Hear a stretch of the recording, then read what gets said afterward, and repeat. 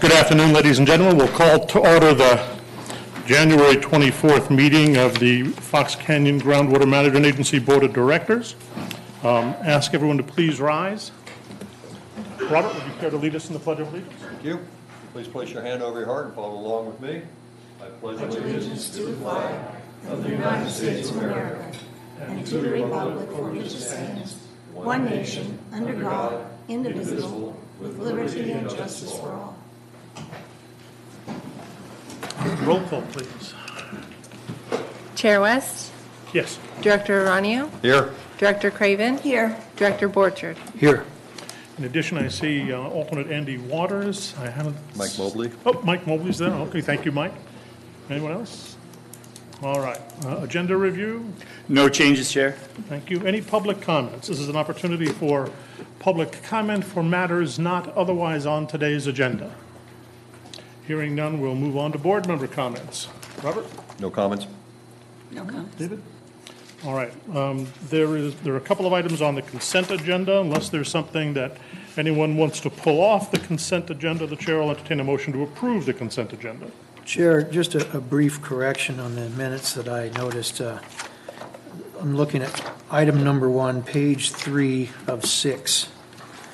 At the very bottom of that page, I think it's miswritten here. At the very last sentence, it says Director Borchard stated he thinks that the interim plan is very close to being completed. That should more properly say stakeholder plan. I was referring to the Ag Group stakeholder plan. Got it. Okay. Is there a motion then to approve the consent agenda with that amendment to the minutes? I would move that. Second. I'll second. All in favor? Aye. All right, moving on then to item number 3 on the agenda. I'm sorry, item number, Excuse me, item number 3. I'm sorry. Could we go back to board member comments? By all means. I just had one comment. I'd like to thank Mr. Pratt for his letter to Captain Yonke. Okay, that was it. Thank you. All right, moving then on to item number 3, with reference to the economic impacts and water supply impacts at the Freeman diversion.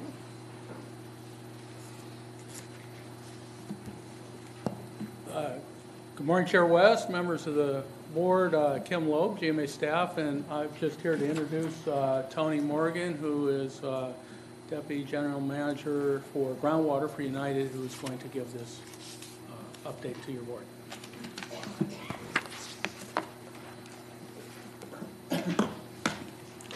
Good afternoon, Director, Chairs. I am in much better health than I was last time I stood in front of you, so that's good. Again, Tony Morgan, Deputy GM for Groundwater and Water Supplies at United Water Conservation District. This afternoon's topic is to discuss water supply and economic considerations associated with the Endangered Species Act compliant at the Vern Freeman facility. We'll see if our technology is our friend today. Or not. Keely, is it the middle button? Advance.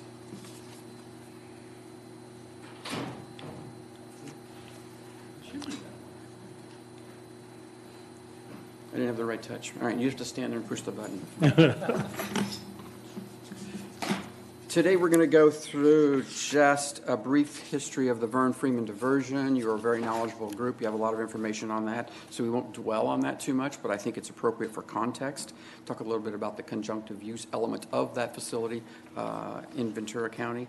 Look briefly at the environmental challenges and then get into the economic and socioeconomic impacts associated with the ESA compliance. This is a complicated topic. It's got many facets to it. And today's presentation is focused on the economic and social economic aspects. I'm not here to discuss the pros or cons of fish passage, whether to or not, or what should be built or not built. That's a whole nother topic for a whole nother day. But today we want to focus on the economic impacts. Okay, I'm obviously pointer challenged.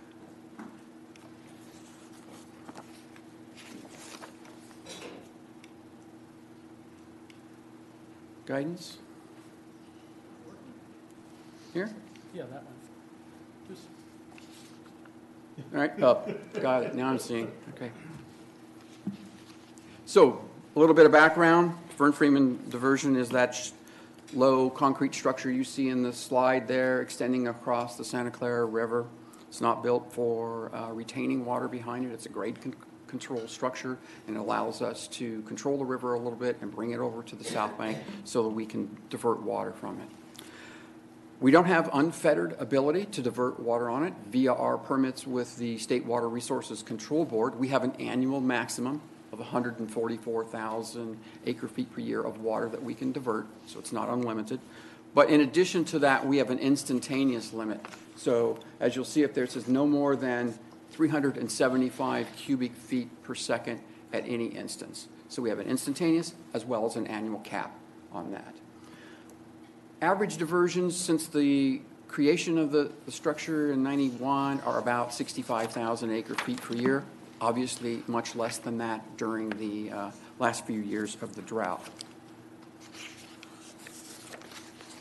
Okay, totally embarrassing here as to why I am unavailable.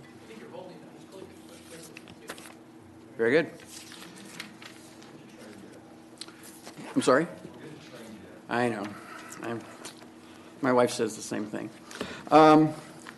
Here's a graph showing cumulative diversions from the Freeman going back to the water year 2010-2011, which was the last time we had a really decent wet year to talk about. And so every month there, we add the incremental flows at the Freeman facility, and we get a cumulative total. So if you look to the far right of the graph, you look at September, so that's the total for the year. So back in 2010-11, you see the purple bar there. It goes up to, something like 95,000 acre-feet of water were diverted. That's a decent year for us. But you see what the impact of the drought has been over the last few years. So the green bar right adjacent to it is about half the size of the bar before it.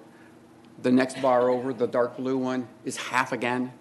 And then you see the three really, really low years, and then the most recent year there in the gray. So you can see the effects of the drought on the quantity of water that's available for diversion at the Freeman. If we look at this on more of a monthly perspective, that's the bottom graph there where you see the stacked sort of orangish, brownish colored bar with a blue on top of it. Well, the height of that bar is the amount of water that flowed past the Freeman diversion that month. The blue component of that bar is that amount of water that was allowed to pass the diversion structure and go on to the ocean. The brownish, orangish bar at the bottom there is the amount of water that we were able to divert.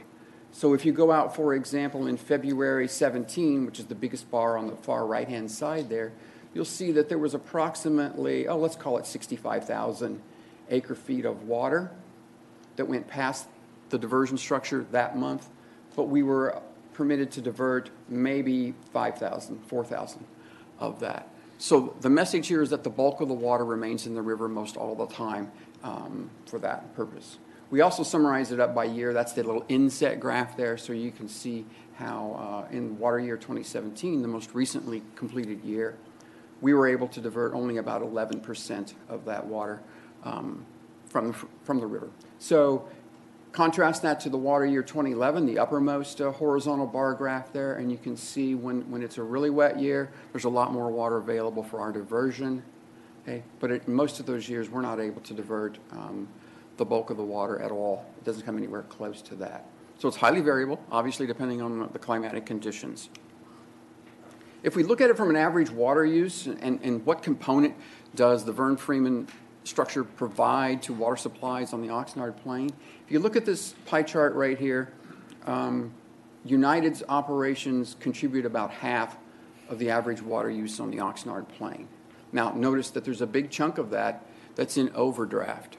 We're certainly looking with the GSP and Sigma in general at making that slice of the pie much smaller than what it is. So if we were to take it and remove the overdraft, it becomes apparent that the Freeman's operations account for approximately 2/3 of the water use on the Oxnard Plain.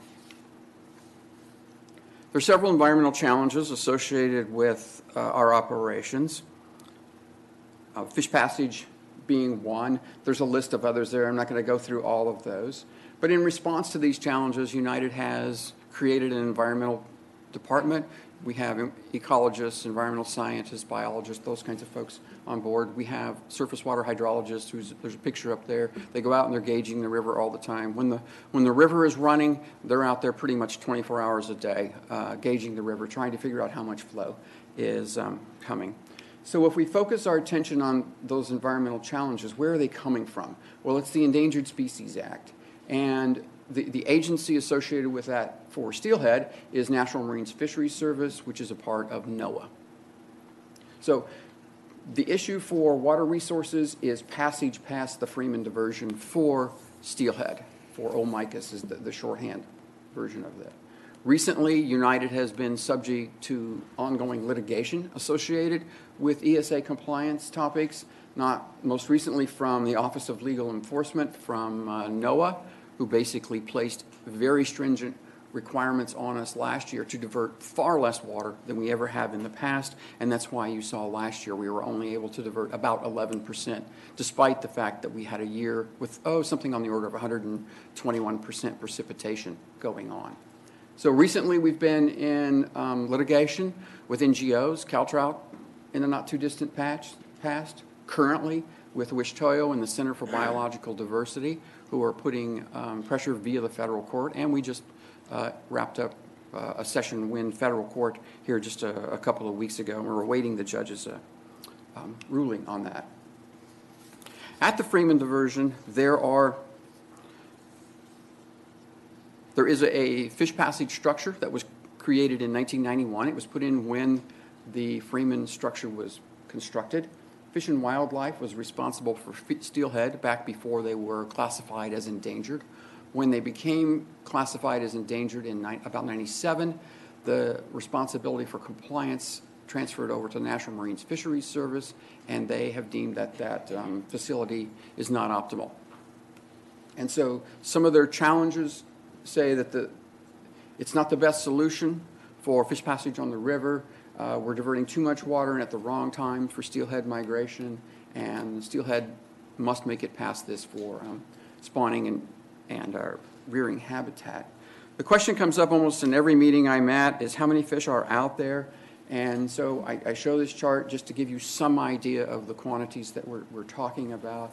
And so a few years ago, United was permitted is the wrong word. We were in a program to trap and count the number of fish that we saw out there. We have since been told by National Marine Fisheries Service that we're no longer allowed to do that. So we've got a gap in our recent data on the number of fish that we see, with the exception of those that pass through the fish structure there, where there are camera and sonar and other things that allow us to record when they go through. So this shows you in the top graph there the number of steelhead that have been observed going through the fish passage structure over the last few years. The most recent observation was 2012 when there were two. There was a kelt there. A kelt is, unlike salmon that will die after they spawn, steelhead don't necessarily do that. They can go back to the ocean and come back again. So a kelt is a fish who has spawned and is returning to the ocean. And then it will repeat that cycle and come back on to spawn again. So there are smolts. Those are the young that are headed to the ocean to spend their time there, and then they will spend a few years there, grow, get larger, and then come back up the river to spawn. So there's a very high mortality rate when you look at the number of smolts that go to the ocean and how many come back to it. And that mortality rate is something on the order, depending on the study that you look at, is something on the order of 97, 98% don't make it back. So if 100 go down, we expect a couple, 3 to make it back. So what kind of fish passage structures are being envisioned? There are a couple of things that I'm just going to show you as examples to get your head around the magnitude of the structures that are being proposed by National Marine Fisheries. One is called the hardened ramp, and the 6% just responds to the grade. How steep is that hardened ramp? If you look at the picture closely, you can see little baffles sticking up in there, little tombstones, for lack of a better descriptive, sticking up in the ramp, and that's to provide a place for fish to rest behind where the velocity is slower and that kind of thing. One of the issues in the Santa Clara River is that it's extremely flashy, meaning when the storms come, the water comes quick, but then it also goes away quick. And in addition, it's very, very sediment and debris laden. So there's lots of sand, gravel, boulders, trees. Big storms, we have cars. It's a very difficult environment to design a structure that's going to be sitting in the river and continue to operate. Another option there, by the way, that ramp is roughly the size of a football field. Okay? So a notch concept is another idea where we would just cut out a section of the existing Freeman diversion and allow water to flow through it. So the idea would be that we would create something that looks like that, and there would be gates there that we could raise and lower to deflect water so that we could divert or to let water go on by downriver as dictated through the permit that we would receive from NIMS. At this point in time, neither NIMS nor United have figured out which of these or others that we are looking at represents the best case. There's more engineering and technical evaluations that need to be done. But I wanted to give you an idea of the magnitude of the kinds of things that are being discussed. So what does this mean as far as the economic impacts? Each one of those structures carries with it an inherent loss of a certain amount of water for diversion. Okay? And so understanding that as we move down the path of figuring out what the passage structures might look like, there's going to come a time when we're going to enter into the world of CEQA and NEPA and those kinds of things, and we're going to need to know, for the purposes of those analyses, what are the economic impacts associated with that. In addition, we have ratepayers who are actually concerned about how much this is going to cost them. So we engaged a firm that specializes in natural resource economics. They're called Highland Economics. And they did an analysis for us. And they made some simplifying assumptions. Since we don't know exactly how much water we would lose because we haven't settled on a final design yet, we assumed a generic 10,000 acre-feet of reduction in long-term diversions off the Freeman diversion. So they took a look at it from both the agricultural and the M&I perspective. The first chart up here in front of you now summarizes the agricultural impacts. So we're looking at something on the order of 1,500 jobs to be lost if the long-term diversions were reduced by approximately 10,000 acre-feet per year, and a loss in income to the county of something on the order of $91.1 million. So it's not an insignificant amount of money associated with a 10,000 acre-foot reduction. They also went on to talk about a lesser loss in flow that would go to M&I. So they said, let's assume 2,500 acre-feet of water is lost for delivery for M&I purposes. And so they looked through the analysis and came up with, as you can see up there, I'm not going to bother to read all of them to you, but the idea is that the replacement water cost for that 2,500 acre-feet come at a much higher price tag than their current water supplies that various municipalities have in their portfolio. I can see that lawsuit. If you put this down in sort of a little graphic form, the top there is talking about the fallowed land, which they're estimating to be approximately 4,000 acres. The number of population that would be affected by that, I think I'm not going to read all that to you. But the three-pronged impacts they talk about are the property taxes, the county taxes that would be at risk, the M&I costs, and the agricultural costs and loss in jobs. And so there's sort of a three-pronged impact tree there. If you bundle those up and look at the bottom half of the chart right there, they took those economic numbers and rolled that into sort of a social economic impact. What would that mean? And so their discussion was framed around 99% of the agricultural jobs in this county are held by minorities. So those job losses would likely be focused in the minority communities. In addition, a third of the Oxnard Plain is already in a world where they're paying what are, quote, unaffordable water rates. If you look at the standards and guidelines that are proposed by the EPA, that your water cost should be a certain percentage of your income. They're already in excess of that. And then if you're in a time when you've got folks looking for public services, looking for public assistance to help them through a tough time where they've lost their job, it's likely to be a time where those county funds that would be available to help support that are going to be a somewhat more limited availability. So less public services, a disproportionate impact on low-income minority populations. It just paints a somewhat gloomy picture for this. If we look at this from a water supply perspective, let's put our Sigma hat on for a moment and talk about this. We've had multiple discussions at TAG, and I don't think it's any secret to anyone here that the Freeman diversion is probably the most important structure in the county with respect to sustainable supply on the Oxnard Plain. It is a huge source of the replenishment that goes on for the aquifers underlying the plain. And so if we take a look at our long-term groundwater extractions over the period in which we built the groundwater model, 85 to 2015, the pumping there averages about 99,000 acre-feet a year. Okay, so that's the red dashed line across the top. As we look through some various scenarios on what the sustainable yield might look like, you've heard presentations on GSP Light that United staff did on various scenarios that if we built no projects, we just focused on moving pumping around and that kind of thing to try to optimize it a bit. We think the sustainable yield is probably in the 60 to 70,000 acre-feet, assuming Freeman diversion is there at about 65,000 acre-feet long term. What's very clear in the modeling is that as we reduce the long-term diversions, right, from 65 to 55 or 45 or 35, as you can see in the graph for various scenarios that are operating there, the sustainable yield of the basin goes down. Okay? So what it means is if we're going to look at a program under Sigma, under our GSP development efforts, on which we want to replace some of the water that we might lose, we're now looking at a need to have to replace more. So if the yield of the basin turns out, and I'm going to pick a number out of the air, is 70,000 acre-feet, and we're used to having 99,000 acre-feet, rounded off, call it 100.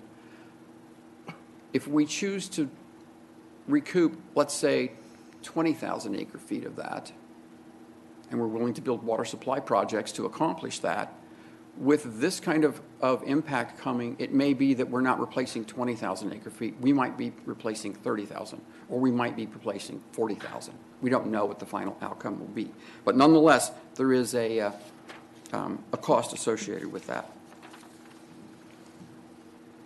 We've summarized those costs in an infographic, which you have copies in front of you for your reference, and there were copies out by the sign-in sheet at the front door. So I'm not going to bother to go through and read it to you. It basically summarizes the information that I've presented already. And so what are the real costs of compliance? Well, some of these have a lot of to-be-determines in them. Okay? We have a feeling that a new fish passage structure, something along the lines of the two that we've described there, if that's the path that we go down, it's a $30 to $60 million adventure. Okay? In addition, then, we're going to be looking for replacement water supplies to recoup what we lost through the construction of those new passage structures. We don't know how much that is, but let's say it's 30 to 40,000. That's tens of millions to hundreds of millions of dollars in capital projects that would be needed to replace that. So the cost of compliance for ESA compliance is not just the facility. It's the facility plus the replacement water plus the money that's been spent on litigation, which I can tell you is in the millions, okay? And then all of the studies, the permits, the plans and things that have been written on top of that. So this is not an inexpensive adventure that we're engaged in, and something that we all just have to be aware of, and that's the reason for being here today. So quickly summarizing, half the water on the plain comes from the Freeman diversion. Probably 2/3 of the sustainable supply comes from there. One of the major things that makes me nervous is if we go down this path of constructing a new facility, and if that new facility's operating parameters are such that we can divert much less water than where we have in the past, we're in a situation where we've handcuffed ourselves. One of the major premises of water resource management is conjunctive use. Simply put, when you have the surface water, use the surface water. When you don't, rely on your groundwater. If we're not able to use our surface water, then that puts even more stress on our groundwater supplies. And so we're pushing back with NIMS to the extent that we can on that, and trying to get them to recognize that the water resource systems will be handcuffed if we're forced to do some of the things that are being discussed. So Sigma compliance, in other words, achieving sustainability, will be more difficult if the Freeman diversions are reduced by a significant quantity. There's other things associated with it there. There's been discussion that said, well, just build a desal plant or something like that, and that'll take care of all of our situations. And yeah, that would supply water for the plain and maybe for other parts of the county as well. But those kinds of projects really serve to shift the impacts on the ecosystem and the fish to the other areas, to the delta or wherever, if we're going to bring in new water, or if we're going to build a desal plant, maybe it's increased greenhouse gases, and so there's costs of mitigation associated with that. So none of these projects have necessarily a complete silver lining associated with them. They're doable. They all have impacts and pros and cons that have to be addressed. So take-home points from all of this. We as a society have to decide what's important. Is it water supply, biodiversity, environmental health, economics? What's important to us? And right now, we're managing water supplies and environmental systems and ecosystems and species with a patchwork quilt full of regulations that don't necessarily all agree on the path forward. And so it's a very difficult thing to do. So the second column there says, whatever we end up doing, we're going to have some compromise happen. We're going to have to be a little creative in how we get through this process, and we're going to have some trust and cooperation among the stakeholders, and we're going to have to rely on our best science available, recognizing that we're not ever going to have perfect knowledge. There's always going to be some things that we're going to have a question mark beside, but we're going to have to move forward with the best science that we have. So with that, I will address any questions you might have. Questions from members of the board? I guess one general one, maybe Yes. the obvious one, is there anything that this board or this agency or the people sitting behind you can do to I guess, help get some traction with any of the agencies that you're arm wrestling with? Yes, we've been asking for letters of support, and there are examples of bullet points that might be included in a letter of support in your packet and in the packets that were left out by the sign-in sheet. This agency has supplied us with a letter of support already, and we appreciate that. They are helpful. And so we are collecting those, and those are a part of our program where we're talking to our electeds, both at the federal, state, and local levels, when we're discussing and explaining what this situation is, what it might mean to the county. So that's been very helpful. The more letters of support we get, the better off it is. Comment. So the one takeaway that I got from it, and this is the third time that I've seen this presentation, and thank you for doing it, is that roughly we're looking at about a 10-to-1 ratio, that for every 1,000 acre-feet of water that is removed, it's going to have about a $10 million impact. The other aspect of it is that it gives us a pretty good driver in order to roll up our sleeves and identify some projects in order to get some replacement water in place for compliance and also to keep the region viable. And those are the kinds of strategic things that United staff and management are looking at, is what projects are out there that United might play a role in. and advancing. Any other comments from the board? Questions? I just want to say it was a good presentation. Thank you. Thank you. Thank you, Tony. All right. Questions or comments from the Thank you. public? Hearing none, we'll move on then to item number 4 on the agenda, a GSP update.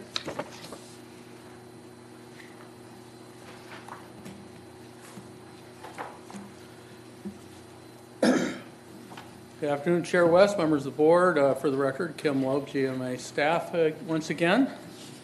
And so before you today is an update on GSP development as well as a contract amendment request. And we'll go through that for you and bring you up to speed with that. But before we do, we thought it would be informational and helpful to go through sort of a brief history of where we've been and where we have come to. So in December of 2015, the agency, your board, approved a contract with Hydrometrics, prior consultant, to develop GSPs within a 1-year time frame.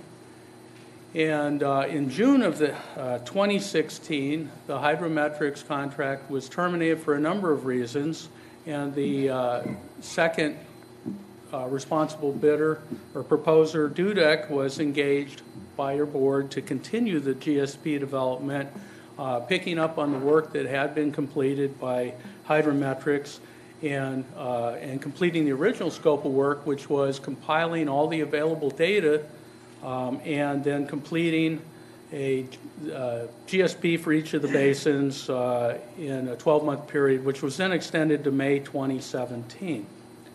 Dudek jumped right into it, and working with TAG found that a lot of the work that had been done that they were going to leverage wasn't satisfactory, partially due to the fact that Department of Water Resources subsequently had published regulations on GSP development, so a lot of that had to be reanalyzed and rewritten. And in October, your board approved a contract amendment for subconsultant Daniel B. Stevens and Associates to do some infiltration modeling and water balance analyses based on recommendations by the TAG. And then the first GSP public workshop was held by Dudek and staff in November of 2016. And then in December of that year, United Water Conservation District, who had been working on a numerical flow model for the Oxnard and Pleasant Valley basins, that data began to first really become available to the consultant and the TAG.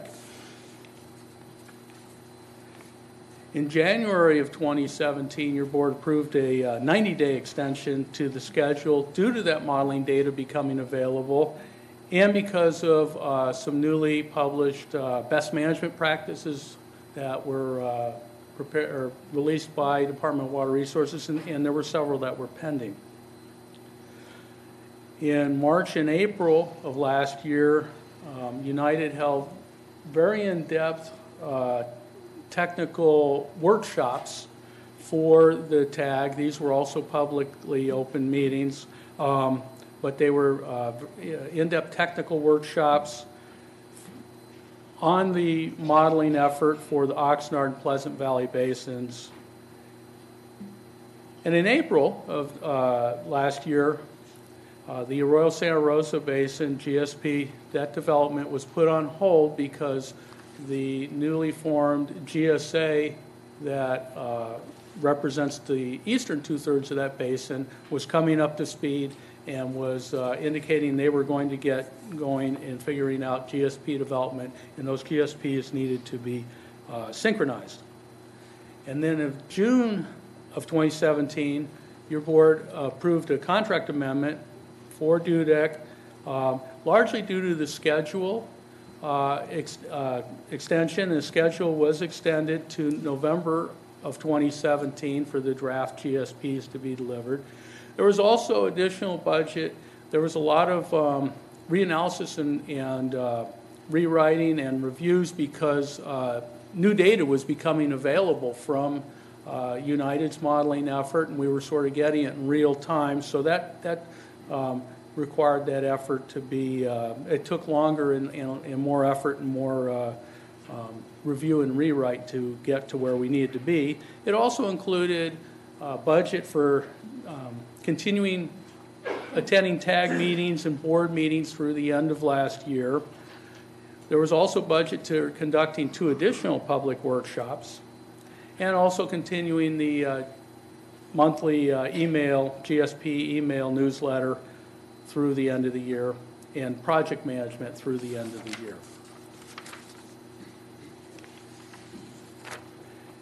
And in September, there were 2 additional GSP public workshops that were held.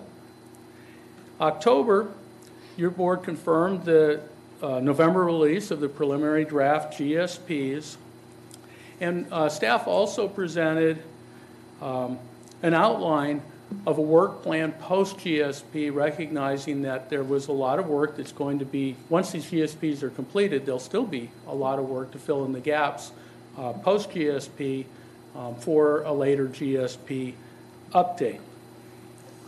And then, of course, in November, the preliminary draft GSPs were released, and they provide a compilation of all the draft sections to provide stakeholders the opportunity for meaningful review and comment of those sections as they comprise the whole, and provide the background for stakeholders to provide the input into the appropriate level of significance and unreasonableness for the 6 undesirable results that your board is going to be considering in the coming months, as well as provide the background for input into prioritization of water supply and infrastructure projects that are going to be needed, as we knew before, and as Tony Morgan's talk really puts more light on.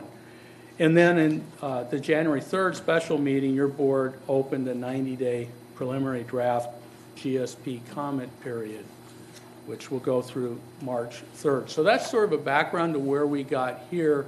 And unless you have any questions about that, I'm going to invite Peter Quinlan of DUDEC up to talk briefly about the work product that's been delivered and the scope there.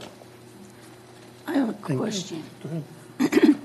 You said the 90-day period goes through March 3rd?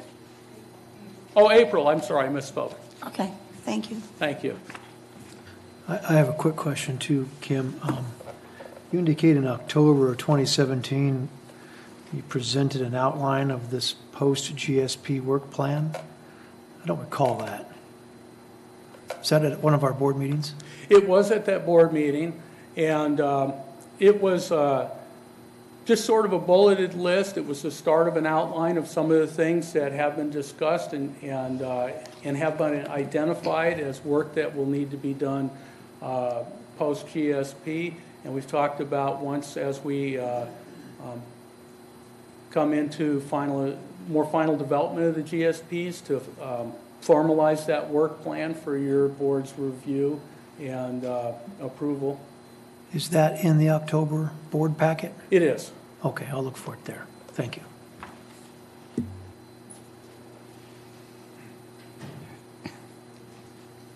Good afternoon, Peter Quinlan with DUDEC. When it comes up, I just wanted to take you through, there was a request to have the checklist of what was delivered and completed in the GSPs in the preliminary draft.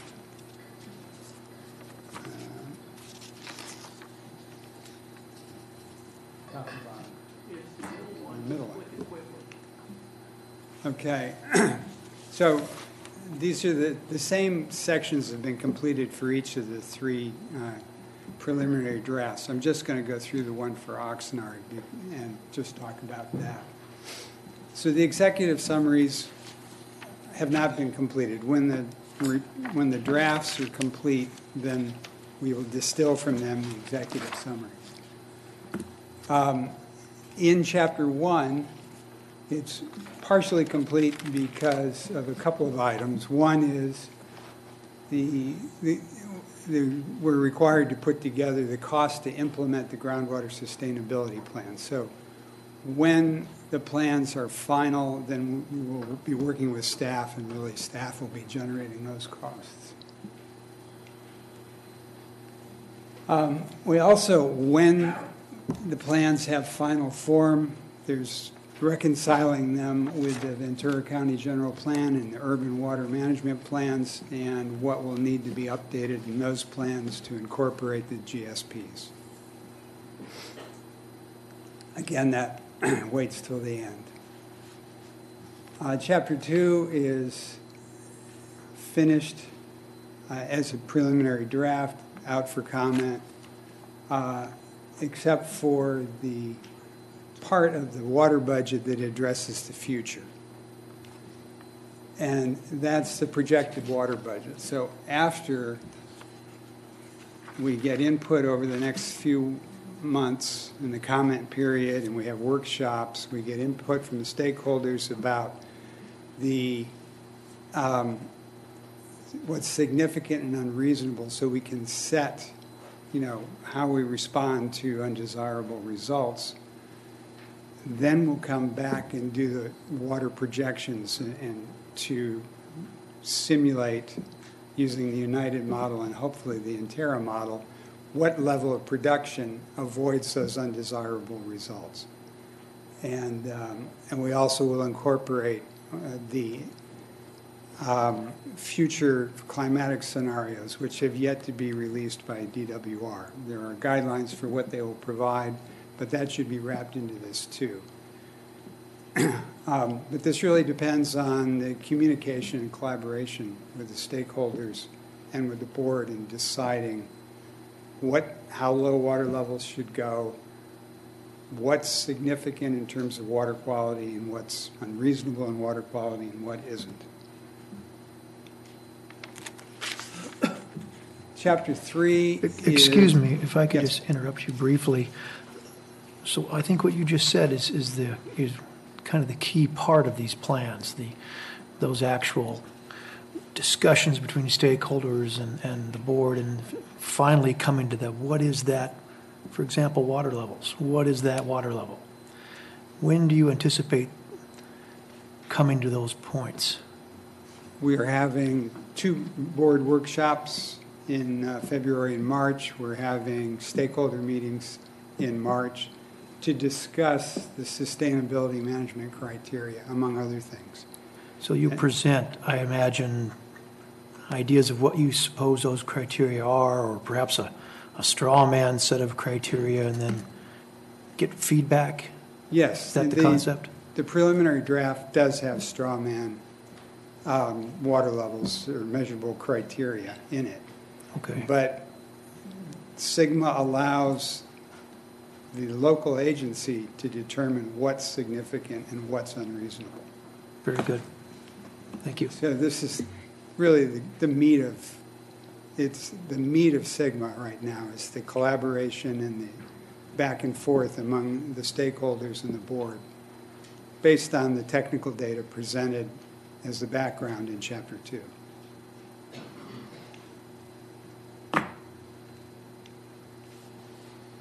We have described in the report, the monitoring networks, how the monitoring occurs, and we've made proposals for additional monitoring stations, whether they're monitoring wells or stream gauges or whatnot, and that's out for review and comment.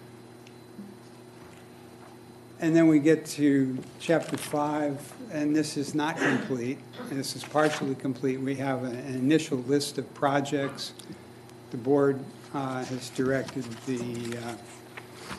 your operations committee to come up with a process for prioritizing those. Those then would be evaluated, because each project that we include, ups the sustainable yield. And also, as a part of this, we have to decide, or the board, in conjunction with the staff and United, what we're going to assume is going to be the amount that we can divert from the Freeman diversion in the future. Because as Tony said, basically every acre foot that you don't divert comes off of the sustainable yield for for Oxnard Plain and PV. So those are critical discussions. That is in process. I think there are two meetings of the Operations Committee coming up in February and March. Those data are necessary to prioritize, to include for the finalization of this draft. And then it also includes allocation systems. Those are being developed independently and will be incorporated when they're finalized. In terms of the appendices, we're looking for the United Model Report. We hope to rely for the future simulations on the Callegas and Terra model, so that would also be included as an appendix, the documentation of that. That is out now. A preliminary draft documentation of that model is out, being reviewed currently by TAG and staff. So I guess I should go back. So the draft, preliminary draft, everything that was yes is out. We're waiting for, we're going to have comments on that when the other information are available so that we can complete the future budget and the projects, then drafts of that will go out and we'll receive comments on that, and then we'll prepare a final draft for submission to the DWR. Any questions? I have one. So I just want to make sure I understand. If it's on your sheet here and it says under the included in the preliminary draft and it has a yes next to it, you feel that as a consultant it's complete enough in order for that section to be submitted to DWR? This was a preliminary draft. We expect, the answer is yes, but Okay. we expect to revise it based on comments. We expect to get comments on this. Some of this are, the background, we don't think we'll get comments. We've addressed comments. We think that's a reliable basis for doing the analysis.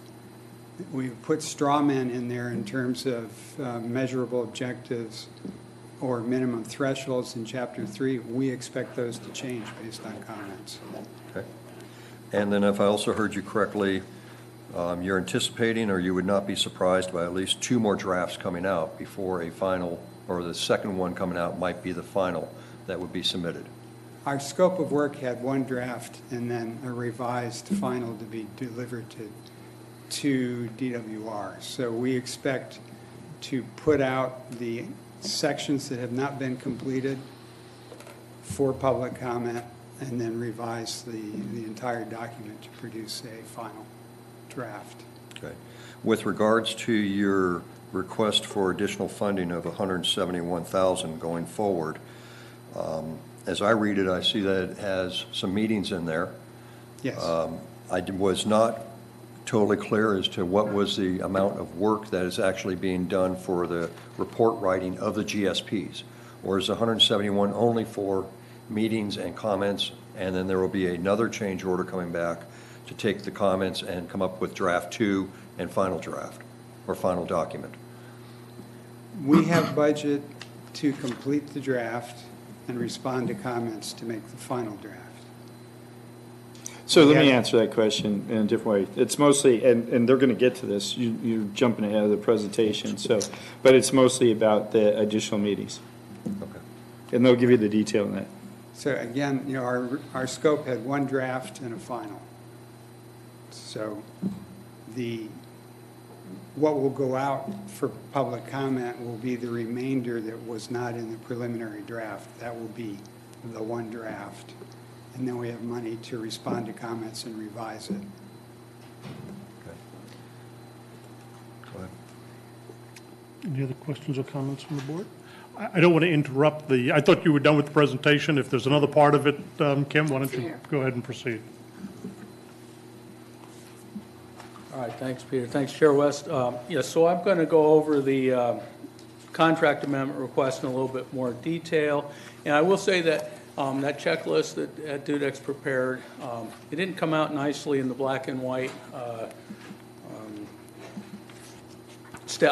agenda package. I think that you have a printout of that, and we've put a PDF copy of that for any of the public or stakeholders on our website in the up where the preliminary draft GSPs are, so people can download a nice color version of that for their own use.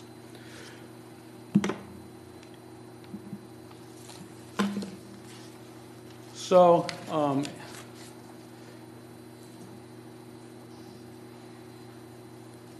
so as Peter was talking about, as I mentioned in my sort of brief history, is that the budget for Dudek to continue with TAG meetings and board meetings has ended in December.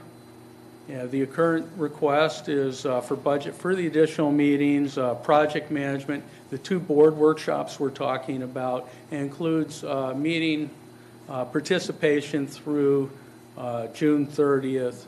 So that includes, the reason we thought 6 months was appropriate is that goes through the 90-day period, and then there's the time to revise to address the comments and bring that to your board for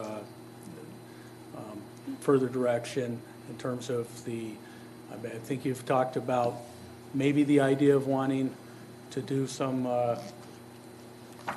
different approaches. But anyway, as we talked about, is we're going to bring the comments.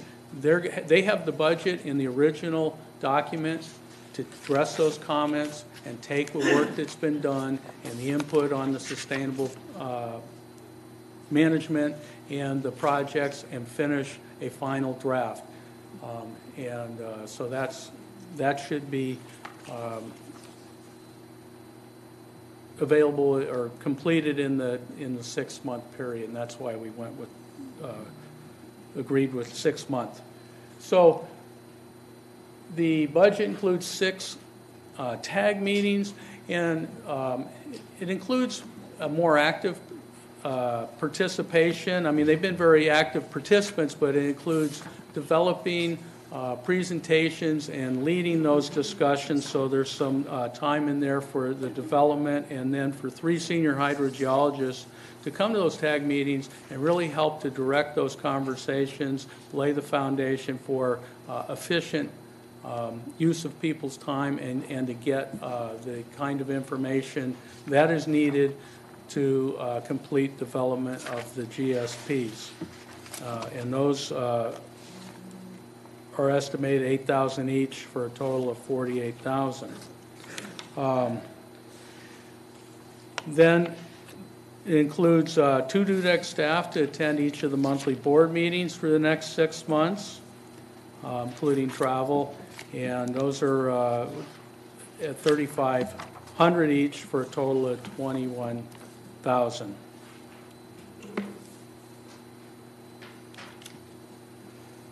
Additionally, they've been putting out monthly GSP newsletters, sometimes more than monthly.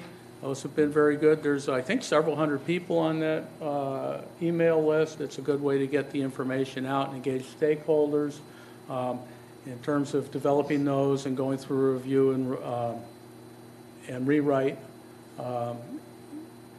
Is 2,000 each for a total of 12 for the 6 months. And then additional project management for the 6 months, which includes their internal weekly staff meetings, as well as a weekly conference call with our staff for project management, further development of the GSPs. Preparation of the invoice is 10,800 per month for a total of 64,800. And then the 2 workshops for your board, and the topics are going to include water budget, historical sustainable yield, sustainability goals, undesirable results, measurable objectives, minimum thresholds, the monitoring networks, data gaps, and proposed additional monitoring to really get into, take a deep dive into these topics so that your board can provide the meaningful direction and decision-making that's needed to complete the GSP process. Those including preparation, travel, and per diem and attendance are $13,000 each for a total of $26,000. Oh, I went too far. And one thing I did want to point out is there is a typo in the agenda and my board letter. But it's correct in the attachment from DUDEC. The total requested change order amount or contract amendment amount is $171,800. There's a typo, it says $171,000, so I want to correct that. And so that is an overview of the contract amendment request that's before you. And then after we get through that, I'll talk about some of the upcoming meetings and then let your board make their decision on that. Okay, any further questions with respect to the contract amendment? I don't on that, but I do on the scheduled ways. meetings, the workshops. Okay? So the public workshops are scheduled for February 1st at 6:30 p.m. for the Las Posas Basin, and that'll be at Camarillo City Hall. And then the following week on the 8th at 6:30 p.m. for the Oxnard and Pleasant Valley Basins right here in the board hearing room. And then the board workshop special meetings are on your special meeting dates of February 9th and March 9th at 1:30 p.m. also here in the board hearing room. Then the operations committee, as your board's directed, and as Peter talked about, that's where we're going to, your operations committee will help to set the process for identifying, prioritizing which water supply and infrastructure projects will have be developed to the point of feasibility analysis that they can be included in the GSP as part of the sustainable yield of the basin. And those are February 5th and March 5th at 2 p.m. And they're here, I believe they're in the Atlantic Conference Room. Yeah, Atlantic Conference Room. And then the other meeting I wanted to point out, this is another technical workshop aimed at the TAG hydrogeologists like the United did for Oxnard and Pleasant Valley for their model. This will be led by the Callegas and Terra team that's working on the East Las Posas Valley model. And this will be really the first look that both the TAG and DUDEC have at what that model contains and how that might affect the work being done on the Las Posas groundwater sustainability plan. And these data, the plans now have what was envisioned in the original scope of what was available data, but just as what happened when in Oxnard and Pleasant Valley with the model data becoming available as the plans were developed, that's now happening in Las Posas, both with United and the West Las Posas basin, which is becoming available, and then also the East Las Posas basin with the Intera model. And that'll be January 30th at 1 p.m. in the Sataquai operations yard. And again, it's a technical meeting aimed at the TAG and DUDEC hydrogeologists, but it will be a public special meeting of the TAG. So Director Craven, you had a question about the meetings?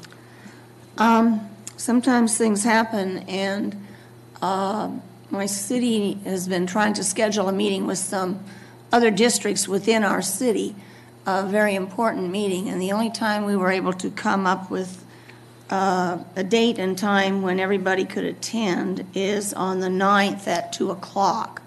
February or March? February, sorry. And I believe Mr. Borchard's still going to be on his way to Hong Kong on that day. So maybe we need to talk about that day.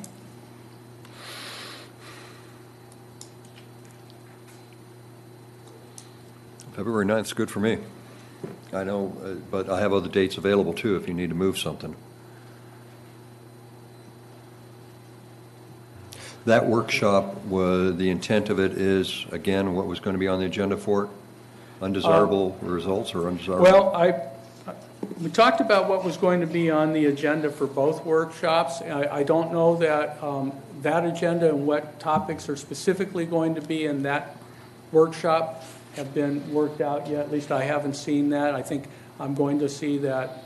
I'm expecting to see that anytime this week. But so I don't know which. But I think certainly it would be highly desirable to hold those workshops, since we're really doing the deep dive into the details of things, to have all board members be available if at all possible. Okay. So. When do you get back? Could I suggest the other directors consider perhaps the 22nd or 23rd of February? I'm available either day. I don't know about the rest. Somehow I've already got a special workshop on the 23rd. How about the 22nd? No, 22nd would be back to back, or keep the 23rd, or how do I? I don't think we had one No, set for there's the no. 23rd. Okay, well, I got something booked for the 23rd here.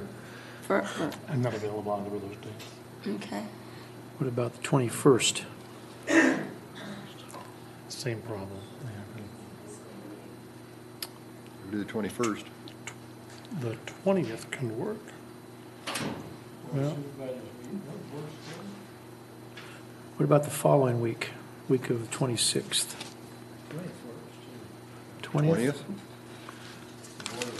and You'll the be jet 26th lagged, won't works you? as well. Jet lagged pretty hard. 26th, the 26th works, 26th will be okay? or the 27th, I think. Yes. 26 or 27 is good for me. I can do either time, either day. Okay. 26th, okay? Robert, 26th? can we do it on the 26th, Kim? Okay, I'll do. Move the 9th to the 26th. Yes. February 9th to February 26th. Same time, same place? They'll have to check for the place. We can do it at the same time. Does that give you enough time for March 9th? Is there something trying to turn things around between the one meeting and the other? They're different topics. Yes, Director Bennett, it should be enough time. It's the same amount of time. It's just pushing the first meeting up, so they'll still have the same amount of time to develop it. Are there decisions that are going to be made at the meeting on the 26th that then influence what you bring to us on the 9th? They don't know yet, they haven't set the agenda. I don't think so, and it may be good to have them that close so that everything's fresh in mind. Glad you forgot. Appreciate the accommodation. Thank you. I appreciate the accommodation, too. 226.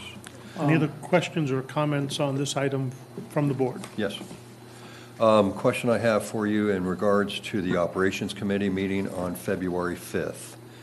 We already have a action item coming back to us for consideration on AMI from the last meeting that has to do with ordinance language, and that's going to take some time for us to receive input and figure out how to wordsmith that. What was the other topic that you were looking at putting on the 5th, and are we allowing ourselves enough time? I think on the 5th, yes, I believe so, Director Aranio. On the 5th, that will be introducing the topic of developing a framework for prioritizing the project. So I think we'll begin that discussion. We'll bring some ideas to you, to your committee for discussion on what might be for direction back to staff on what might be the best process for the multidisciplinary review and input that will be needed for identifying and prioritizing those projects that should be included in the GSPs for the various basins. And I think the following meeting will be the meeting where your committee will really get into the meat of that.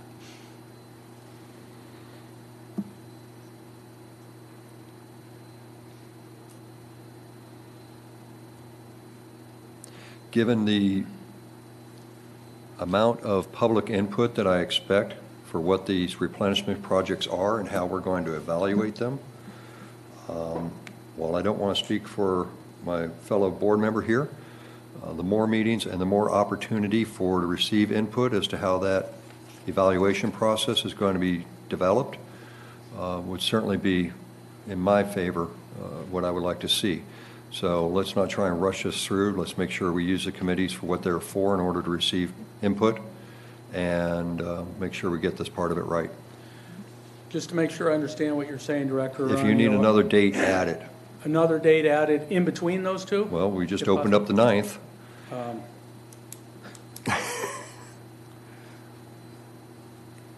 Okay, we, Just for consideration, I want to put that right, out. we'll have Keely I would explore su- some dates. I would suggest, let's have the meeting on, let's have the Operations Committee meeting on the 5th.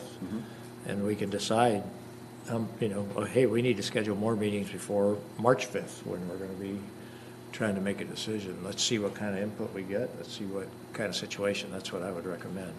The other thing I want to just let you know is I just checked my schedule, and March 5th, I will be out of state. So we need to reschedule. So we need to reschedule Operations that one. Committee. We need to reschedule the Operations Committee meeting of March 5th. So for the benefit of everybody else that may want to be at that meeting, if we could do it right here, it'd be much better for everybody. I will be back on the end of that week.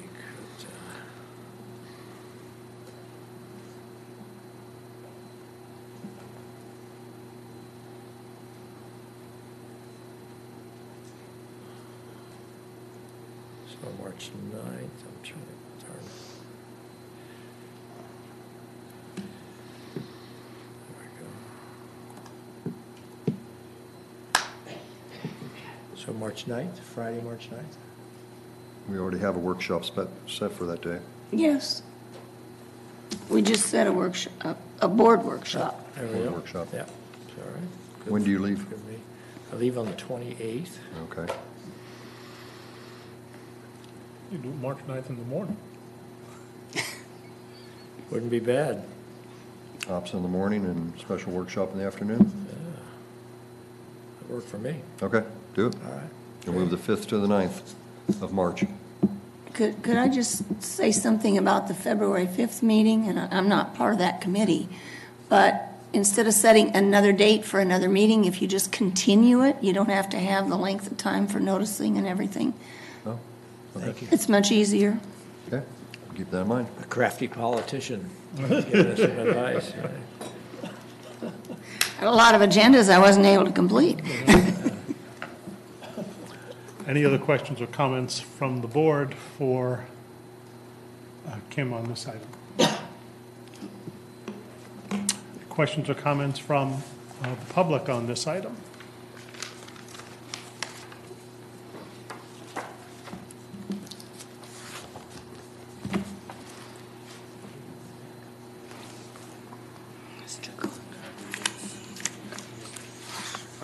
Thank you. Thanks, Keith. Peter Goldring for the Coalition. I won't waste your time explaining who we represent and the scope of our folks. But I do want to have a... Mr. Goldenring, could you speak up a little bit? I'm having a hard time hearing you. Is that better? Yes, thank you. Thank you. Peter Goldring for the Coalition. I won't take the time to explain who the Coalition is. I've done that before.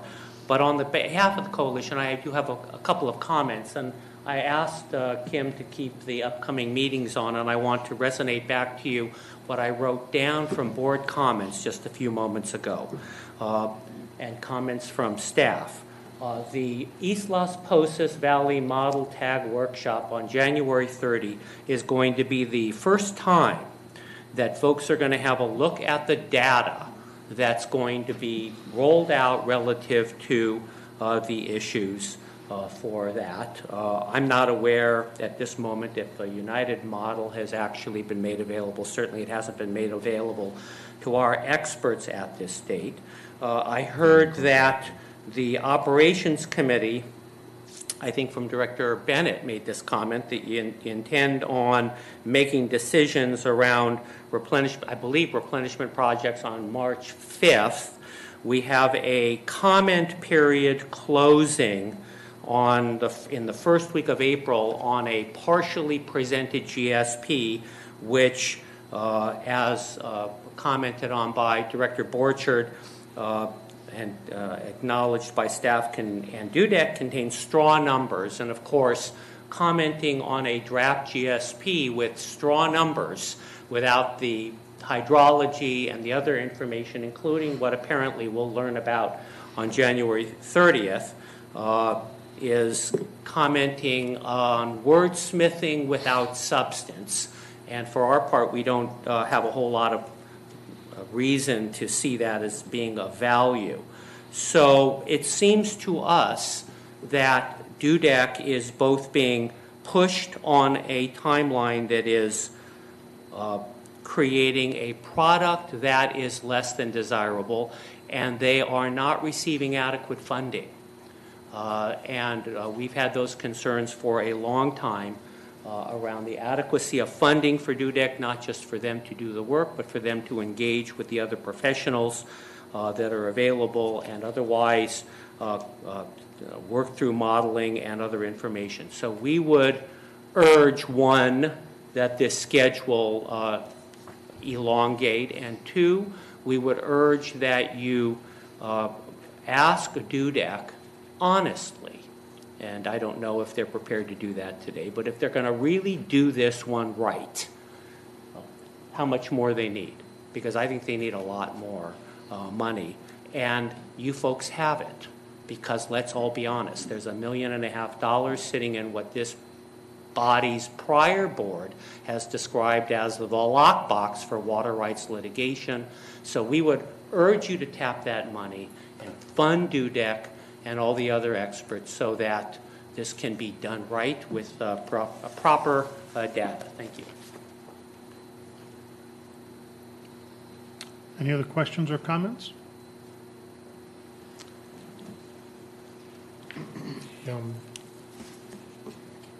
Any discussion with respect to the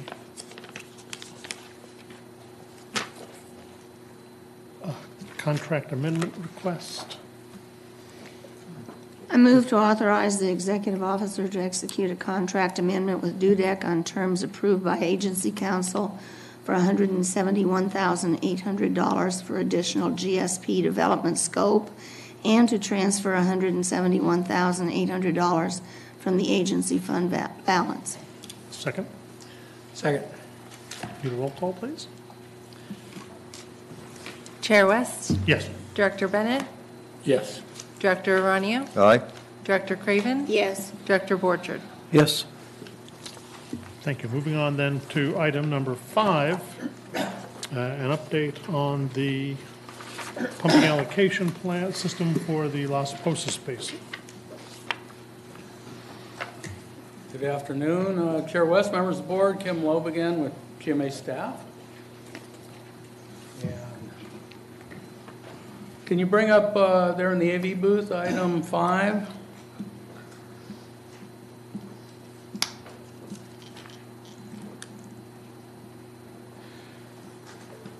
Well, I plan to start just a brief overview of, again, of the background. And so, as you recall, the Las Posas Users Group began working some time ago on a new allocation system for the Las Posas Valley, and they held regular publicly open meetings and developed in November of 2016 what they called a white paper summarizing their thoughts on what a new allocation system should look like. And LPUG representatives presented that to your board in January of 2017, and your board approved a plan to evaluate for staff to evaluate that plan and work towards ultimately implementing that, a plan for the Los Posas Valley Basin allocation system. The LPEG groups kept meeting, and the LPEG and agency staff held in spring of that year a town hall meeting at the Camarillo City Hall on the new allocation system, and as well as GSP development. And LPEG came up with a revised white paper in June of last year and presented that revised allocation system at the board meeting, or board special meeting workshop that was on June 23rd of 2017. And LPEG representatives said that they had come to an impasse working with the Las Posas Water Rights Coalition, and that had recently formed, and they, instead of completing development of that and developing draft ordinance code, they requested that agency staff complete development of the allocation system and that code. Your board directed that staff, and you heard from both the Las Posas Users Group and from Mr. Goldenring, representing the Water Rights Coalition. And your board directed that staff work with both the LPEG and the Water Rights Coalition folks to see if the differences could be resolved and we could move forward with completing development of a new allocation system. So just briefly, I kind of want to summarize what the LPEG proposal had in it. I think it'll be help us refresh everyone's memory. But it established initial allocations based on wells, which was consistent with the agency's past practice, and would reduce allocations to whatever the sustainable yield was that would be developed in the GSPs. There was a straw man sustainable yield in the white paper. Ramp down over time, and then over time the allocation would be adjusted as needed. There were three management areas identified: a western, an eastern, and a Fairview-Epworth Gravels aquifer management area. And within each of those management areas, the sustainable yield would be divided into two pools: landowners and mutual water companies, and then Ventura County Waterworks District number 1 and 19. The initial allocations would be based on the average annual pumping during the 5-year period of 2009 to 2013, or that which was pumped in 2015, whichever was greater, and there would be minimum allocations established for each one of those pools. A portion of the sustainable yield from the landowner and mutual water company pool would be reserved for landowners who had not previously developed their properties and used groundwater on their property. They did propose a 20-year ramp down period to reach whatever the GSP developed sustainable yield is, and the minimum allocations beyond which the allocations would not be reduced were proposed for as the sustainable yield divided by the total acreage in each management area. This is for each management area for the ag wells, domestic wells and small water systems of 2 acre-feet, and mutual water companies and gravel mines would not be reduced below the Ordinance E temporary extraction allocation amounts. There was a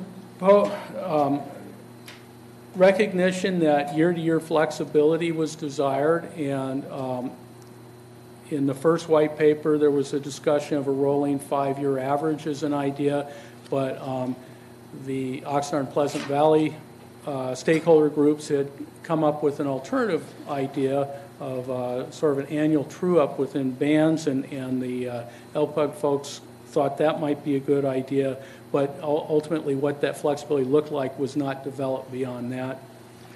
And then it also included the white paper draft variance exception process that was developed by agency staff. So that's what the LPUG proposed system was. So following that June special meeting,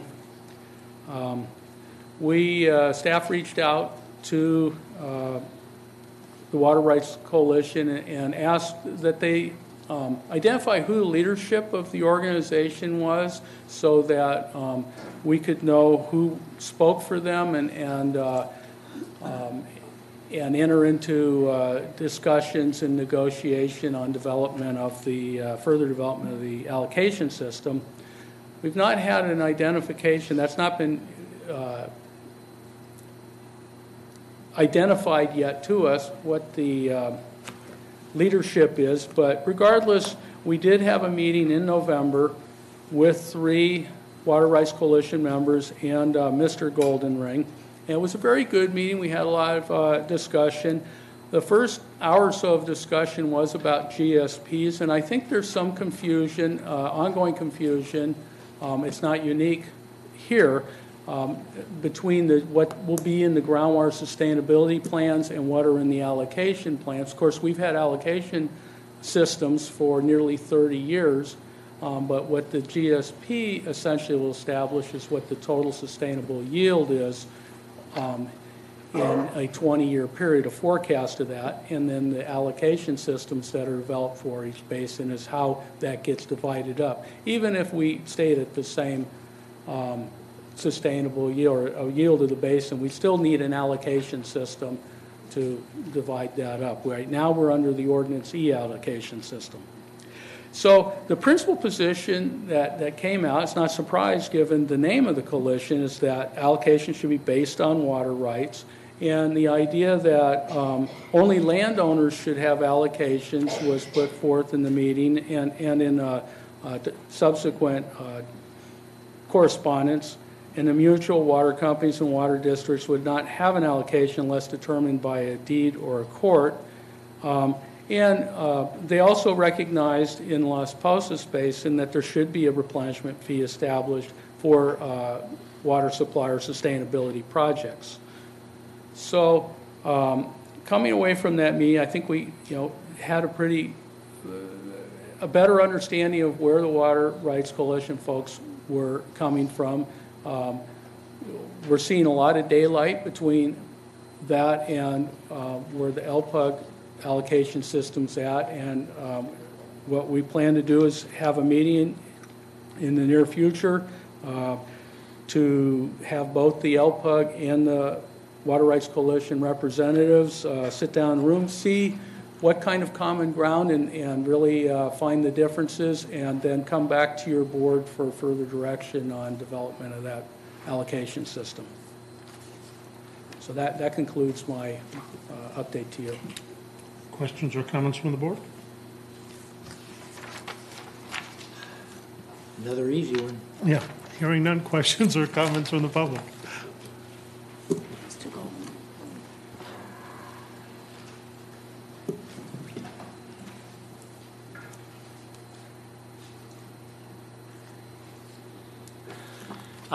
Thank you, Chair West. Peter Goldering for the Coalition. I want to, first I'll tell you that what I whispered in Kim's ear, which was thank you for his presentation, because I do want to make clear that there is no questioning what we view to be the good faith of your staff, although there are fundamental issues that I think need to be aired and honestly put on the table. And at least in my view, it's time to do that now. So that there's no ambiguity. Let me share with you just several of them so you understand the fundamental depth of these issues. The LPUG group is effectively controlled by mutuals.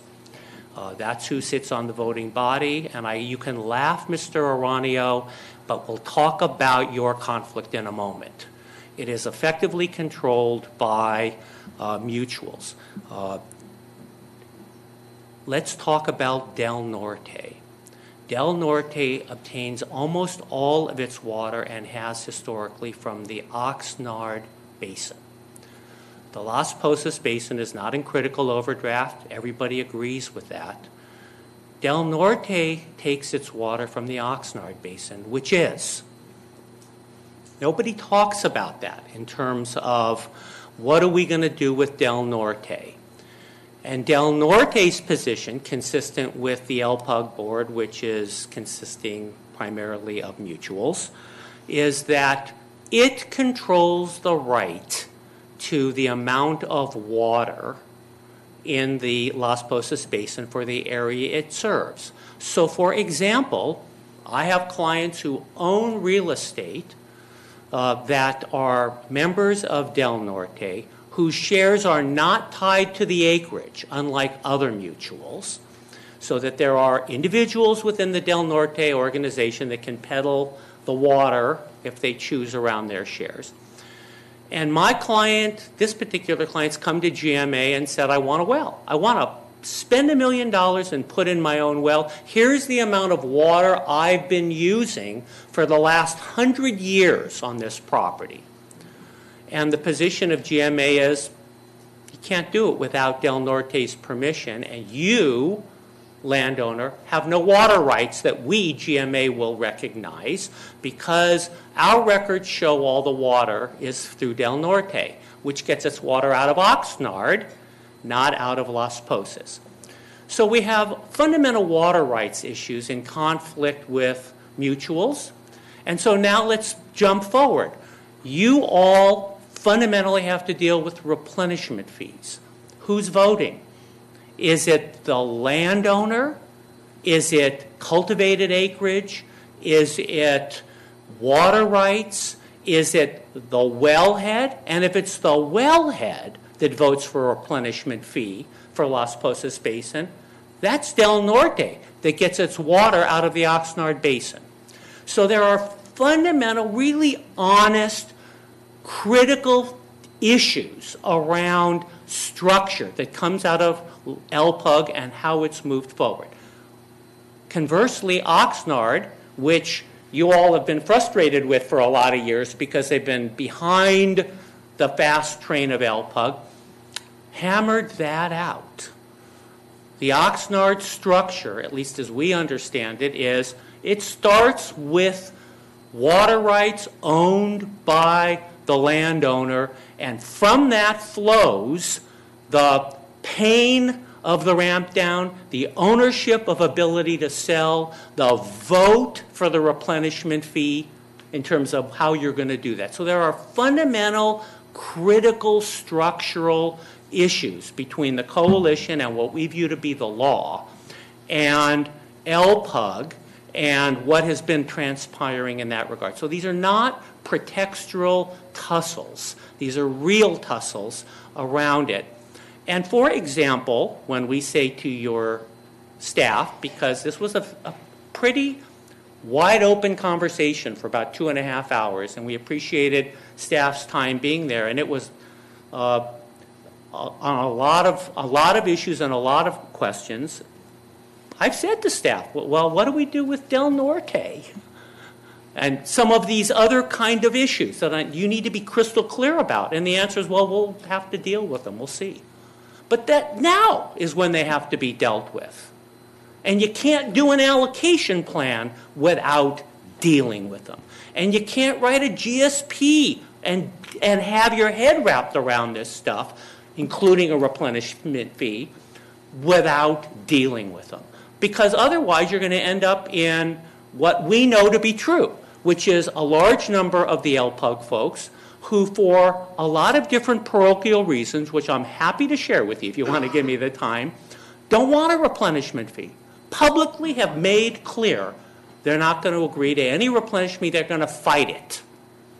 So we're going to have a GSP with an allocation plan and a ramp down and 10 years of battle or more around how are you going to do a replenishment fee? What's the vote?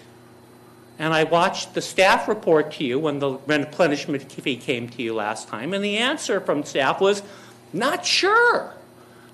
It's a complicated issue. You bet it's a complicated issue, but it has real life consequences in the Las Posas Basin because there are certain folks who view themselves to be the haves on what LPUG is structured, And they're going to be okay at the end of the day for any number of particular reasons. And there are other folks who, for other reasons, view it otherwise, or my clients, some of whom have water rights that are directly traceable to the Spanish. That's federal court, folks. That's not a basin adjudication. And they're prepared to agree to things like a replenishment fee and an allocation plan and give up those rights to make this work for the greater good, but not in the context of the madness, the true madness of what we view to be the LPUG structure, because it walks you in to all kinds of ancillary litigation, and you and I will never get what Oxnard's agreed to, which is a replenishment fee at the front end, because you're not going to get a vote, and you're not going to know how to vote it, and there's going to be litigation about it. So there are, to be clear, really fundamental issues that exist around the structure of the proposal of LPUG. So the meeting that we had with your staff talked about a lot of that stuff. How do we do this one? How do we figure this out? Because LPUG doesn't want to. And I'll be happy to have LPUG stand up here and say otherwise, but that's not the structure of LPUG. And there are a number of conflicts in this room, so let's be honest about that. LPUG was formed by Callegas. Mr. Aranio was there at the beginning and involved in all of this, involved in the white paper, involved in the structure that comes down with the allocation plan. There's a negotiation. Who's the negotiation between the county and LPUG? That's the function of this structure. The negotiations between LPUG, I'm sorry, Mr. Aranio's sitting on your board, and Mr. Pratt, the executive director of this body, who is Public Works Director responsible for Districts 1 and 19. Ultimately, it flows to him. And he works for you, Director Bennett. And who gives who legal advice on these issues? County Council, who is giving advice to GMA, giving advice to Mr. Pratt around the positions of the county relative to, does the county even have any water rights in the Las Posas Basin? Does it even have any? We don't think so. But who's giving that legal advice? County Council that works for the county, and you, Director Bennett, and now you, Director Aranio. And so that's a long way of saying that there are real issues of trust. Because from our point of view, this body, for example, has never dealt with whether or not Director Aranio needs to recuse himself around LPUG and decision-making and questions associated with that. We think he does. Whether or not this body has counsel other than county counsel that works with Mr. Pratt in his county role, whether or not you all should have a different counsel talking about some of these issues and relative positions concerning county and the other folks within Las Posas. And so we have spent a lot of time and money on these issues, and our experts have analyzed a lot of these issues on any number of levels. We've been waiting to hear back from your staff on this. But at the end of the day, our view is there needs to be a reasonable belief by the coalition that this kind of engagement really matters and our concerns really are cared about, or whether, as Director Aranio said when I wasn't here, it's just red meat. Shame on you. And I'm waiting for your apology, because it's not about red meat. These are really serious issues. And my clients have directed me to compromise and give up some of these rights that they have if it can be done in a way where everybody's on the boat in the same way and it's real. But we're not seeing that. So We think that as it moves forward, sooner rather than later, you folks need to struggle with serious questions, honestly and transparently, around conflicts, and honestly and transparently around, you can't just gloss over, we only do allocations, we don't deal with water rights, because that's not true. If you can't pump because you don't have an allocation, you don't have a water right. It's just that simple. So forgive me for a little bit of bluntness. It's not what I wanted to do, but you all are trying in really good faith to struggle with really knotty problems.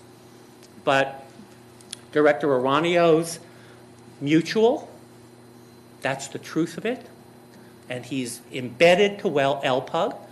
You represent the county, which is a negotiation and issues around who gets what water rights and what happens when we ramp down, and does the county just get to play with that one for one, or are there relative rights of superiority in that regard? You, Director West, are on the board on behalf of a mutual. You, Director Craven, are a city in terms of its residents, and that's important.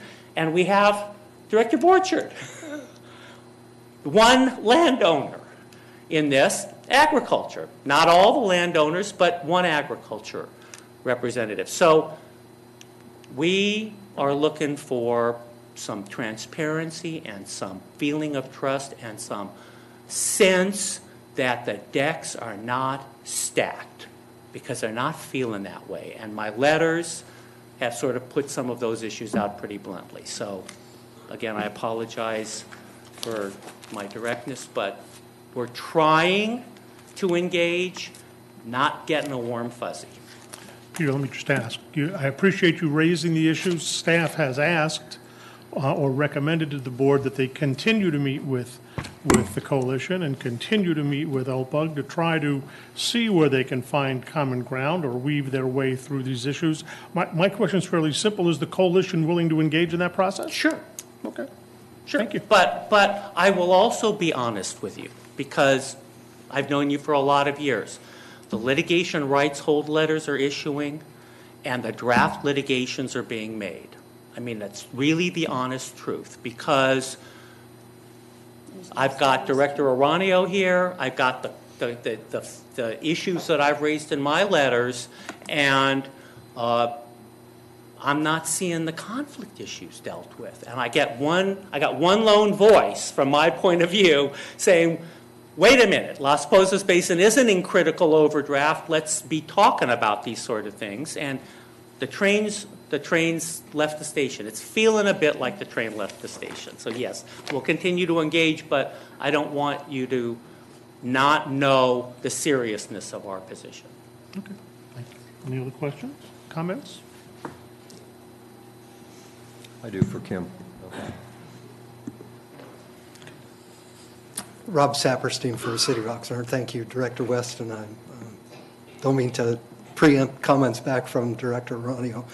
The City of Oxnard obviously doesn't have a stake in what occurs in LPUG, except that what this board chooses to do from a timing standpoint potentially affects how the OPUG Sigma plan moves forward.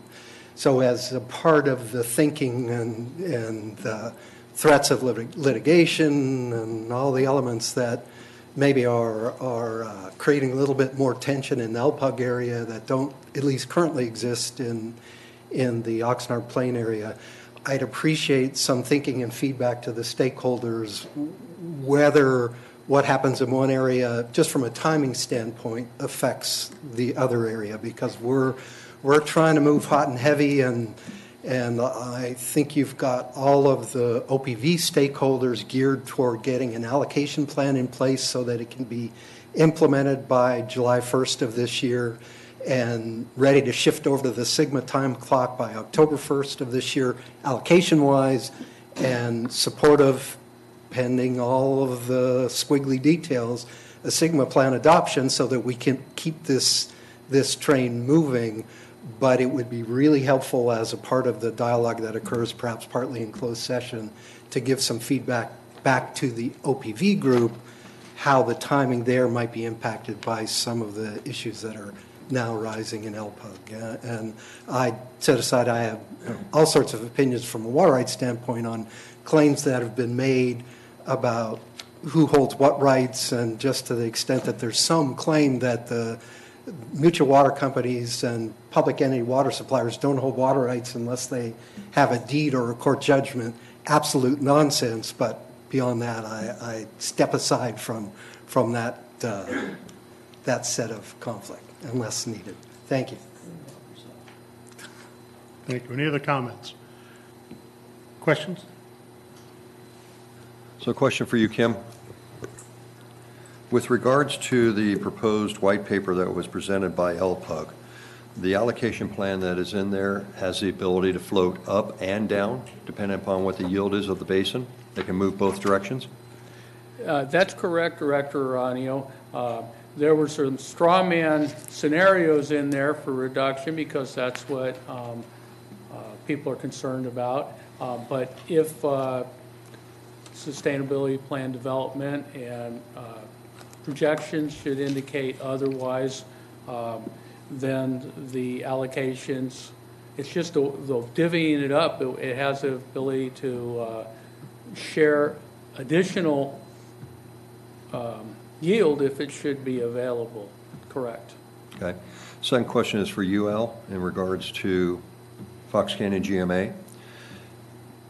Do we have the authority or the ability to prevent someone from pumping, or only do we set allocations and use a financial disincentive to prevent overpumping? The latter is the correct statement. Okay. So if Absent a court order, we Absent a cannot court order. prevent someone from drilling a well and pumping. And that general threshold then was, for that court order, we would have to show that it is no longer beneficial use, but a waste of a public benefit? Or some other basis. There may be other grounds for the injunction, but yes. I can't hear you. That would be one basis for an injunction. There may be others, but yes, there would be some Can I interrupt you? Please. baseline showing that would need to be made. And does that, the response to the first question about when can we stop, does that stop somebody from pumping, does that change in any way before we adopt a GSP plan versus after we adopt a GSP plan? It does not. Okay. Thank you. This is a, were you done? Yeah, I still have another question. Go ahead. So the proposed allocation plan that is being floated via the white paper, does that have the ability to be adopted and accepted prior to a GSP? Or does it have to be encapsulated with everything else of a GSP? No, Director Aranio, it can be adopted regardless of the GSP, just as being discussed for the Oxnard and Pleasant Valley basins. This agency has had allocation systems in place to regulate pumping through leverage of a surcharge for pumping in addition to excess, as you mentioned, since since 1990, and so this would just be a replacement allocation system regardless of the GSP. However, we are working to develop an allocation system that will dovetail with the GSP and meet the SGMA needs, which Ordinance E and especially the efficiency allocation IAI, it doesn't provide a fixed allocation. It's an efficiency allocation. That does not really work with trying to establish a fixed sustainable yield for the basin. So that's one of the things that's driving the development of the allocation systems. In fact, development of these allocation systems has been ongoing since before SGMA became a law. So now these two trains are coming to the station at the same time, and we're making sure that they fit together. But the GSP does need an allocation system as a management action to address management of yield, but the allocation system, a new allocation system, doesn't need a GSP. The agency has the legislative authority through the enabling legislation to move to a different allocation system from what it currently uses. Understood, thank you. Anyone else? This is a receive and file item. So moved. Second? I'll second. All in favor? Aye. Moving on then to item number 6. Chair, I think I have that item. It's a very quick one. It's an item that's submitted as a result of a discussion that we had after the last board meeting. It simply asks that you raise the discretionary spending authority of the executive officer to $25,000 from its current $5,000 for a little more agility, fleetness of foot, and I can answer any question you might ask. This is on the agenda at my request, both with GSP development as well as other issues confronted by the board. The executive director has had traditionally $5,000 in authority. As the need for consultants and other increases, that limited authority delays the ability to get consultants timely because we have to be back here to authorize an expense above that before the executive director can act. So I ask that Jeff bring this to the board's attention for consideration so that we wouldn't be subject to those delays as the need arises. I agree wholeheartedly. I think 5,000 is very low. Any other questions or comments from the board? Questions or comments from the public? Move the approval. Is there a second? Second. All in favor? I guess we need a roll call. Chair West? Yes. Director Bennett? Yes. Director Aronio? Aye. Director Craven? Yes. Director Borchard? Yes. Before we move on to the executive officer's report, I just wanted to make one announcement. The executive committee meeting that was scheduled for February 13th has been moved to February 6th at 10 a.m. in the Pacific Conference Room. There was some discussion at the public outreach session last about that executive committee meeting and the items that would be discussed, and I wanted to make sure that everybody was aware of the date, time, and place change. Last item on the agenda is an executive officer's report. Do we have a motion to receive and file the executive officer's report? Second. All in favor? Aye. There being no further business, we're adjourned. Thank you.